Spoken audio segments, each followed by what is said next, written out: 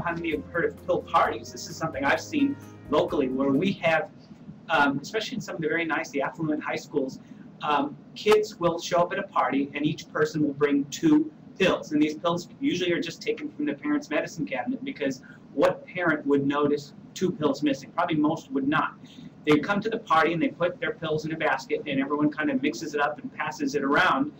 And you know, this makes for a very easy party because there's no cleanup of beer bottles, there's no smell of marijuana or smoke or anything in the house. And this brings me to the point of how dangerous, one of the real dangers of pills. It's not just the overdosing on the pharmaceuticals, which is high risk, but it's the mixing of pharmaceuticals either with different types or mixing it with alcohol or other drugs like marijuana that's particularly dangerous. And I think that is where we see probably one of our biggest causes of death from prescription drugs. Doctor, do the kids even know what they're taking at these No, parties? at these parties they don't. That's the scary part. They don't know what they're taking, you know, unless they've somehow memorized the barcode on these pills, which most of the time those barcodes can be very different. So it's very scary. What we've come to is finally in a point in Florida where poisonings has become the #1 unintentional injury cause of death. This is from some of my own data I've collected. What we've seen over the past decade here, I don't know how well you can see the slide, but you can see oxycodone purchases, meaning purchases by pharmacies and hospitals to be prescribed, has jumped from 2 million grams to 16 million grams. I mean, that's a huge increase, well surpassing other prescription drugs. And along with this increase, we've seen a tremendous increase in emergency room hospitalizations for opioid use, and emergency room visits and hospitalizations for opioid use, increasing 300% in the past decade for hospitalizations and 50% for emergency room visits. If I were to superimpose this on each other, it is not a coincidence that the increasing prescriptions have led to, you know, most importantly, not just visits and hospitalizations, but deaths. And the biggest concern is, you know, our deaths have increased 500%, and oxycodone in particular it seems to be the big player. And on the next slide, you see oxycodone has the highest mortality rate of any of the drugs. Additionally alarming is that adolescents and young adults make up a big portion of the users. And even more concerning, as you'll see on the next slide, is we have seen a 700% increase since 2003 to 2010 in the number of newborns born in drug withdrawal. I mean, that's very alarming. In our area, I know we've had to basically open up units, neonatal units, just to treat kids in drug withdrawal. I mean, so you're seeing in Florida, you know, almost 1,400 babies born with drug withdrawal. That is just to show you how epidemic this is. And we used to think about crack babies, but now we have oxy babies. Yeah, I've never heard that term like that, but I think you're exactly right.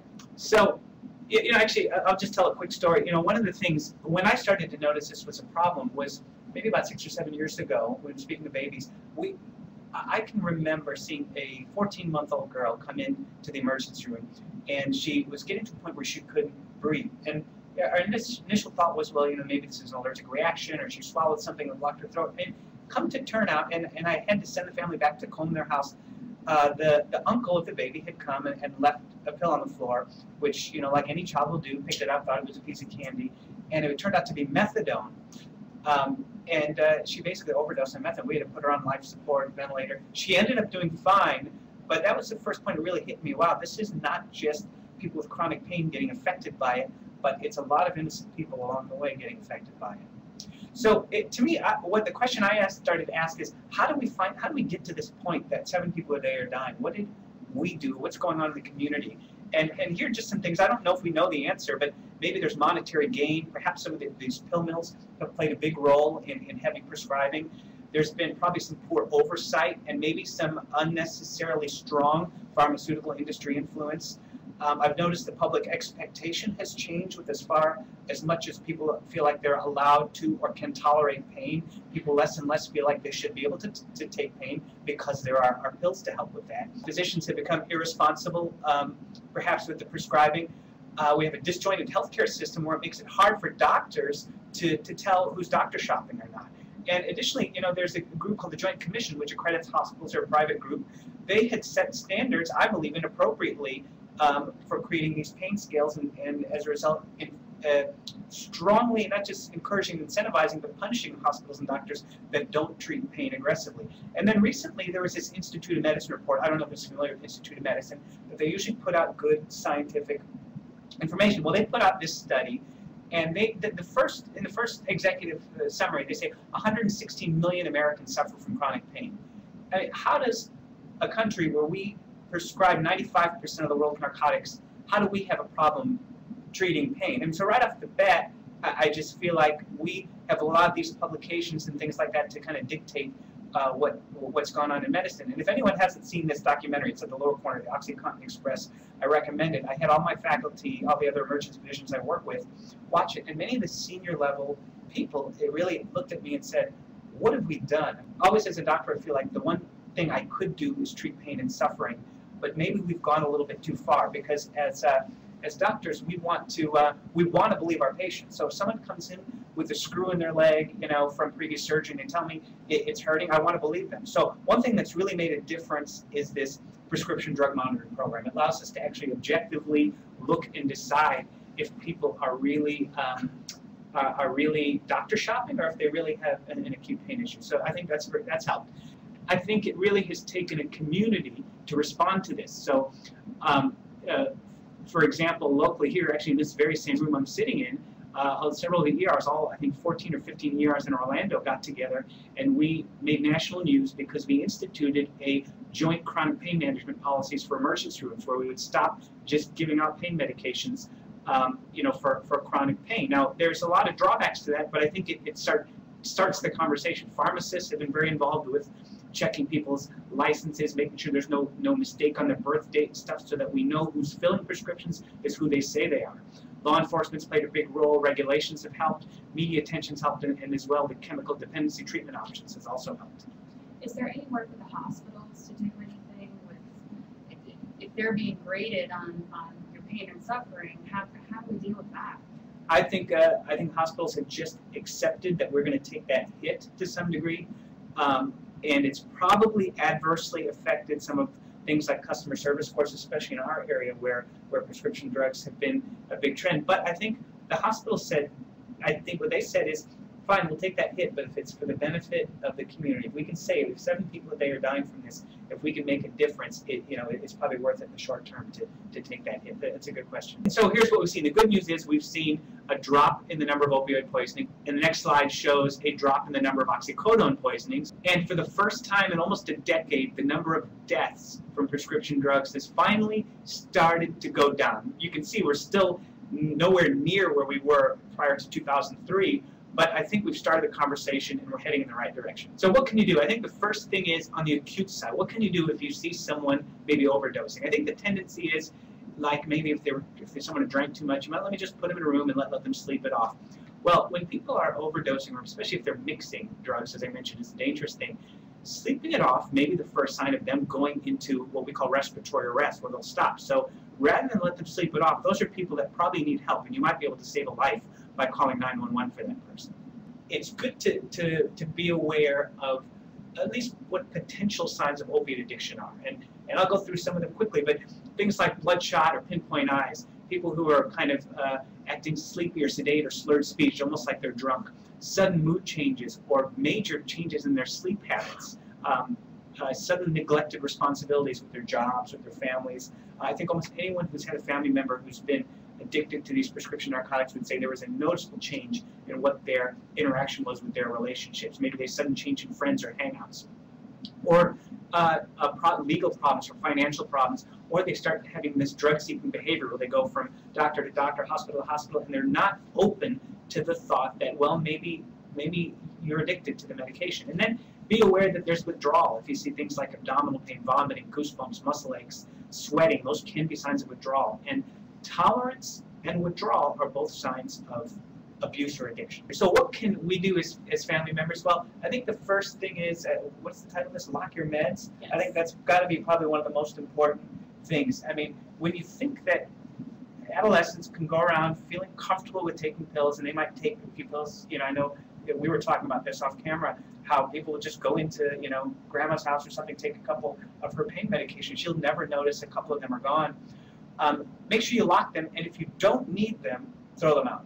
Just get rid of them, because addiction is strong. We don't always know who is susceptible to it and who's not, But if they are susceptible to it, don't leave that around as a threat. Support a minimal drug lifestyle. If you can avoid drugs, if you can avoid medications when possible. I know this is funny coming from a doctor to slow down on some of your medications, but as a toxicologist, I kind of hope to end my career in what I call a negative drug balance, where I maybe stop more drugs than I start.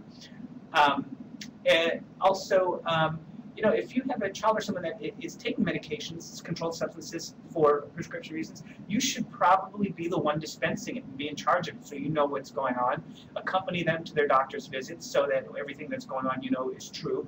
And if you see signs of addiction, just be open to discussing it. What I feel like has really changed here is it took us to get to an epidemic to where we can comfortably talk about addiction more comfortably. And I know anecdotally, what I have seen is I can now go, and it's very important if you're, you know, if you have a friend or family member, not to be judgmental or pejorative when you're talking about abuse or addiction.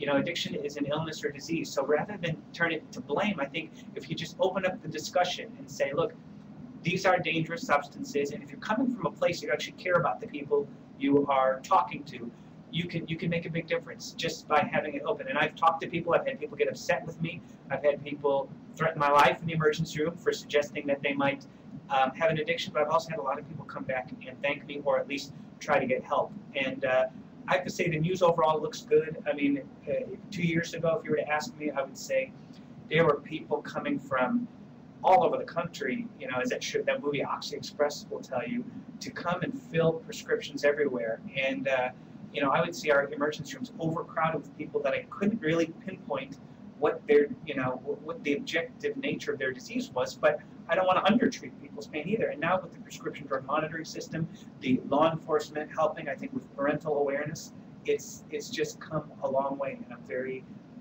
relieved to see that, but we have a long way to go still. You had talked about children and taking prescriptions, controlled substances.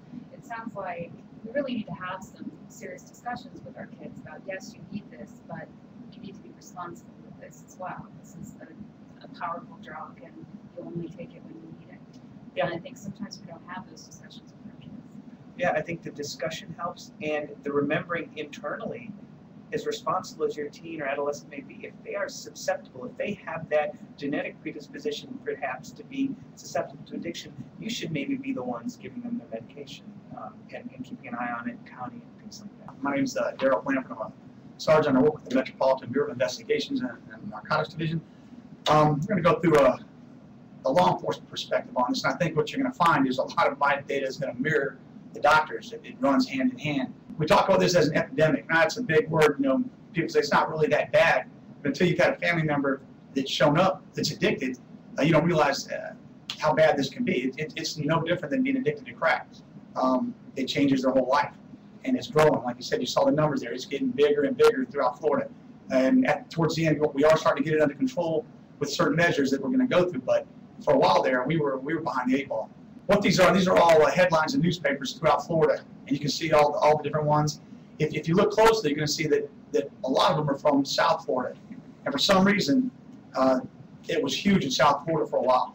And we had people coming down from Ohio, Kentucky, all the other, you know, some of those middle states were coming and flying into Florida and going down south, filling their prescriptions, then taking them back up north and selling them and using them up there. And South Florida actually was one of the first area that took control of it and started attacking this problem. And as a result, they came north to Central Florida. And now we're in that predicament where we're having to put in some of the same measures that South Florida did. And what's going to happen is once we get control of it, they're going to move to another part of Florida unless we can wrap this whole thing up and stop it, or at least slow it to some degree. At one time, Florida had 90 of the top 100 prescribing physicians dispensing oxycodone. You can imagine that the other 49 states had to share those other 10 top dispensers. And I know that we aren't, Florida is not representing 90% of the pain in the entire country. This is the oxycodone purchases by medical practitioners, which of course they're then going to be redistributed out to the users. And we're up almost at 41 million from January 2010 to June of 2010. And look at your next closest state. If you'll notice, remember I said Ohio and Kentucky. Ohio was number 2 there for pain medication.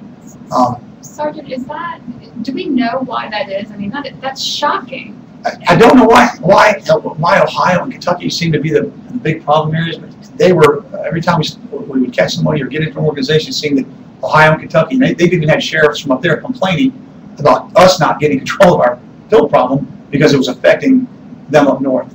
And there's an affectionate term people like to throw out there. The pillbilly is the term that they use for these people that come out of the Midwest, I mean the middle states, and come into Florida to get their pills and then take them back up north for sale. I didn't offend anybody in Kentucky. And these are some of the examples of your paying advertising for these clinics there. And you start looking, it was a battle between the different clinics to see who they could get in. It was all about profit. Walk-ins welcome, we'll dispense the drugs on site, $50 for your initial visit, which is well below the standard, $200 to $300 they're normally asking. They're trying to get customers in and build a good base of customers that they can continue to turn money off of month after month. And keep in mind, not all pain management clinics are pill mills. There are people out there that legitimately have pain problems from serious accidents, and they do need these pain clinics. But these pill mills have taken advantage of that and opened up to turn profit. Do we need better laws? Is that the problem? Partially, and there are laws that have been enacted that have slowed these down. The bottom line is that we'll never be able to stop somebody from coming in, saying that they're injured and getting that one prescription a month. What we can do is stopping them from doctor shopping and from getting multiple prescriptions. We can make it far less profitable for both the doctors and the patients that are trying to resell it. I've heard that term a couple of times in doctor shopping. Meaning they go to... It's just a various way of getting numerous pills. One of the popular ways, the more creative ways, is somebody that has the bank to do it will collect 5 or 6 patients per se. They'll pay for the doctor visits for each one of them. They'll drive them around. They'll get the prescriptions. Then they'll drive them to the pharmacies, drop them at all the pharmacies, and pay for the pharmacies for the pills as well. When they get back in the car, they collect all the pills, give them maybe 30 pills of the 180 for payment. They outlaid no money, and he takes the rest of the pills. He goes back. He sells them. The Roxys were going for $10 or $12 a shot, and then he turns a huge profit. You start multiplying the numbers. 180. If he's getting 150 pills of the 180, if you got 10 guys that do that for a month, you start multiplying it out. It's huge money. It's big money for these guys. One of the things they started. I mean, you saw on his charts. 2005, 2010, as things started to escalate. And they peaked. 2009, 2010 is where things got the worst. So they did enact some legislation where you were required to register your pain clinic with the Department of Health, and as you can see, there were over 940 pain management clinics, which is insane. There's not that much pain in Florida. Cases filed by the prosecutors for hydrocodone and oxycodone trafficking, 18 in 2005, which is really negligible, 136 in 2009, and we are more than double that now. They've continued to skyrocket. It has become the forefront of drug enforcement. Crack cocaine, it's still there, but it had its heyday, and pills are starting to take over. Road patrol, specialized drug units, gang units, everybody is stumbling into this pill game now, and the arrests are continuing to skyrocket. Next, please. 2010, we were one of 8 states that didn't have any type of drug monitoring program. This is the PDMP that we're talking about, and as you can see from the next slide, where's everybody going to go? All the blue states have a monitoring program in place, so they're going to target the ones that don't. And that's where they're going to go get their pills. Why they didn't go closer? I mean, you can see there's some closer states for Ohio and Kentucky. I really don't know why they came to Florida. Maybe the number of people that we had doing it here was the reason. Maybe just because we had so many clinics. But you can see we were one of the few in this. So it's obviously doable because look at all the other states that are doing it effectively. 2010, over 60 registered pain management clinics in Orange County.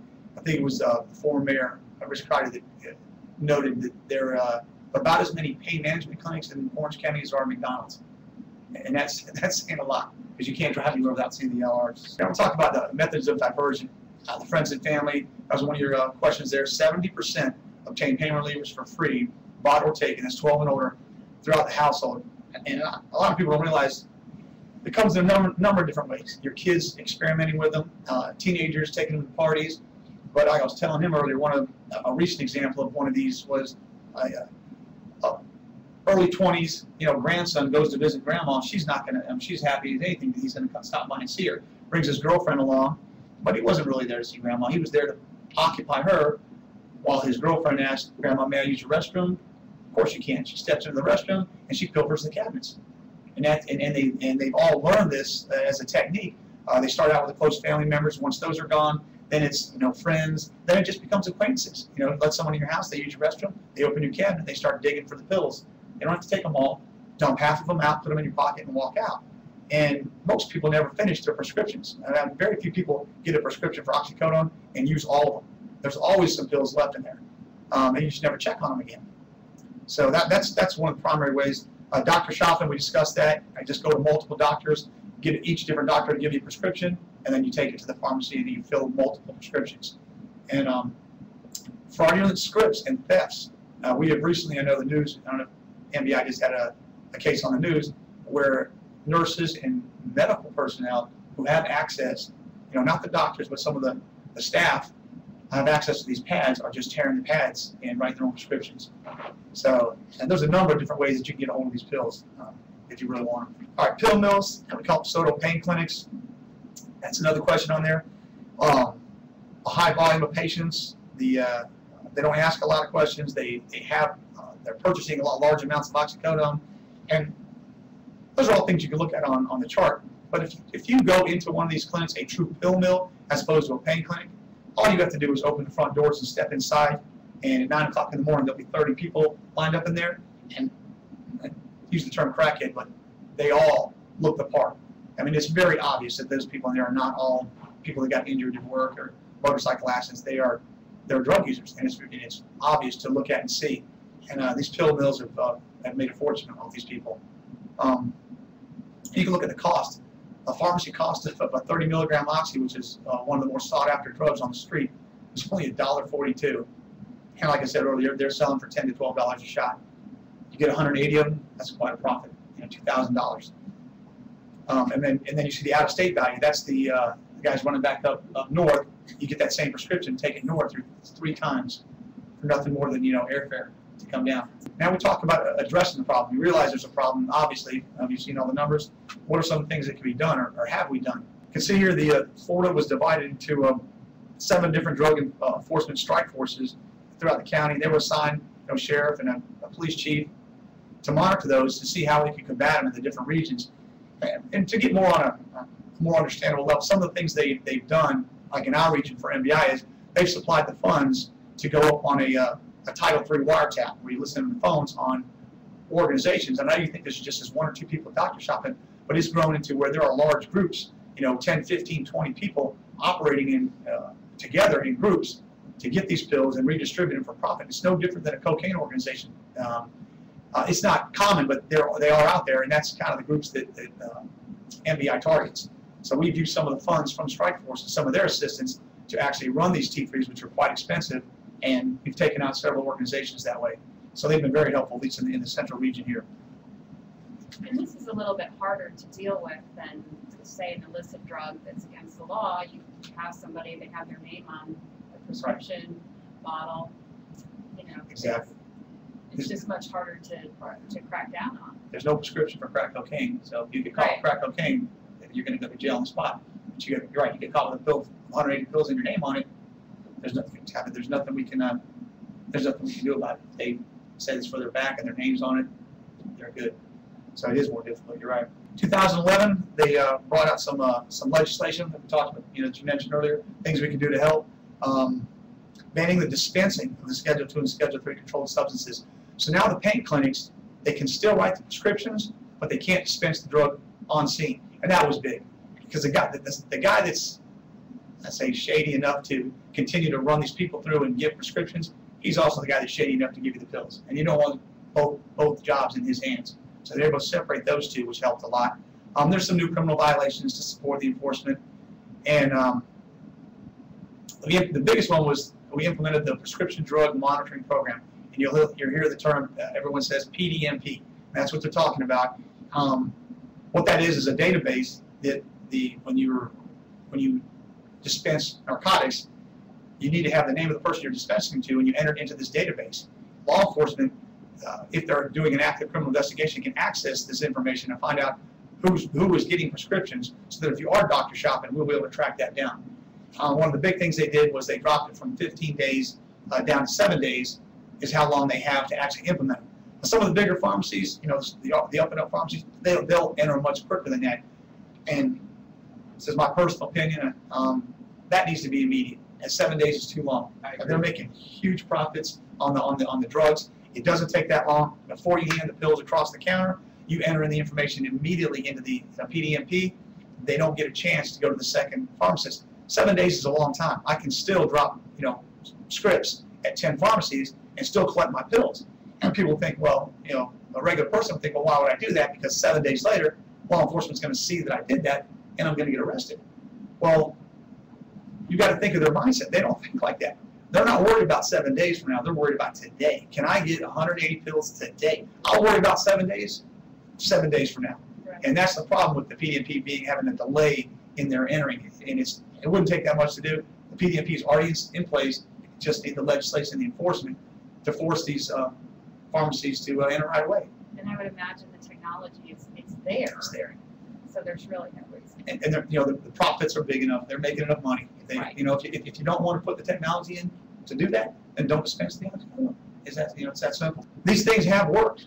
Florida now has only 13 of the top 100 prescribed. Remember, we talked earlier, it was 90.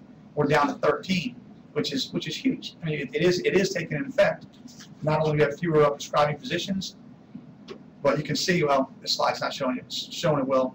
But in the first 5 months of 2011, they're down to 900,000 doses, which is significantly less than you can see the 41 million. I mean, we cut it drastically. So that these pain clinics have gone out of business. It has been more difficult for them to dispense the drugs, and it is taking an effect. And I'll say, we're never going to stop the problem, but we can sure slow it down considerably. And that's what we're starting to see happen now. Remember, we talked earlier, over 60 pain management clinics. We're down to 23. And I believe the majority of those are probably legitimate, but there's still, some of those are still operating outside the parameters, and law enforcement is still targeting them. You know, to continue to try to eliminate the rest of the pill mills, per se. Because oxycodone, it does have that stigma. You know, all the data he showed you on it is the deadliest drug. Everybody wanted to use that one. It's become harder to get, and it's become more expensive. And like we know, most drug users are going to find their drugs one way or another. So now what they've done, they've turned to hydromorphone, which is funny because it's actually far less expensive than oxy. I don't know what, maybe you could elaborate on that, the difference between, you know, the oxy and a hydromorphone as far as the effects. Are they that much different? You know, hydromorphone is thought to be the equivalent of like 10 of morphine.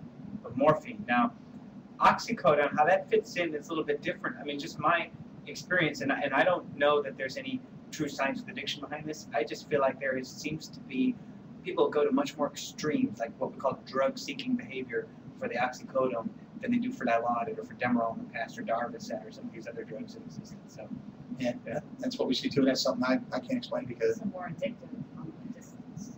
Yeah. yeah, we were talking about that ahead of time. I'm not sure what drives that exactly, but yeah, certainly. just the history of that being the strongest drug they dispensed you when your knee was injured or when they were getting you back, and that became through, you know, through the grapevine, that became the drug to get. That was the first big one they gave you. But other things, and you know, hydromorphone, and I can tell you, I mean, we find those on, you know, traffic stops. Undercover street units are buying it. It's showing up in the gang unit. That's starting to show up more. And our director, Larry Zwig, you know, quoted in the paper, if addicts can't get their oxycodone, they're most likely going to try another drug. And it started with hydromorphone because, again, that is a prescription drug. It's easy to get. But as that's being cracked down upon, they're turning back to another opiate in heroin. And heroin had its heyday here in the early 2000s, but we in law enforcement in the last year have seen the number of heroin cases increasing. Our investigations on heroin have gone up, and I have to attribute some of that to the fact that we're cracking down on the pill mills and the ability to get the pills. Cities and counties are now enacting ordinances on the new pain management clinics. Obviously, the increase in law enforcement and DEA's prescription take back. Then you can see there, getting those prescriptions out of your medicine cabinets if you don't need them anymore, and you're not going to use them, especially even if you anticipate possibly using them. You know, everyone keeps the extra oxycodone. Next time I get hurt, I don't have to go pay for that one. I'll keep some in the house. If you live by yourself, maybe, but if you have teenagers or kids in the house, you know, spend the cost of the prescription. Get rid of them now. Pay for them later. You know, and just take that opportunity out of your kids' hands. out of the teenagers' hands. But you know, one of the cleanups you can see there, they took 2,500 pounds of prescription medication. Pills aren't heavy. That's a lot of pills right there. However, nationally, they took up 1 million pounds. Orange County Mayor Teresa Jacobs recently created a prescription drug task force to take a kind of a comprehensive approach to the problem. We talked about earlier, it comes from a number of different areas. We have to attack it across the board. It's a 17-member task force to try to provide some kind of comprehensive action plan. And last, one of the effective ones here was in June of 2012. They passed zoning regulations that changed them for pain management clinics. And we had done investigations on them in commercial areas, and we even had them in a residential area. We had the pain management clinics right there in a residential area. Well, the new zoning requirements have put them into industrial areas. So they've completely eliminated them from that. You're not going to be able to walk out of your Starbucks and slide into a pain clinic and still work. They're going to move into industrial areas. So these are some of the things that we've done, and there's always more that can be done, and it's a continued fight because they're going to shift to another. Drug users are going to shift to another drug, and we're going to attack that one. They're going to shift here, and we just have to keep after them, keep the pressure on consistently. Thank you.